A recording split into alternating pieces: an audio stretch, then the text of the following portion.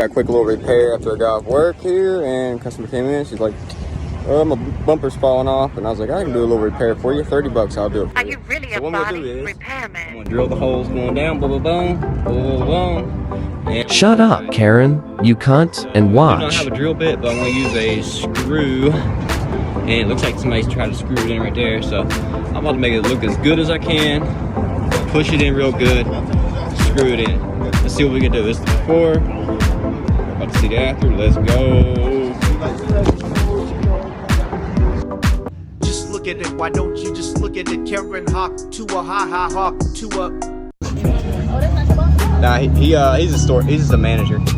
We got her all zip tied up. We're about to tighten it all down so it'll come together once I do all that. So let's see what she looks like, huh? It's gonna look brand new. I'm serious. I got hope. You got faith in me? Check it out. There's the actor, y'all. Right. I might as well. Got her all zip tied up. It's all stitched up. It's like stitches. Shit. Look good though. Everything holding together. Another happy, satisfied customer, right? Yeah. You happy? Okay, good. Yeah. Great.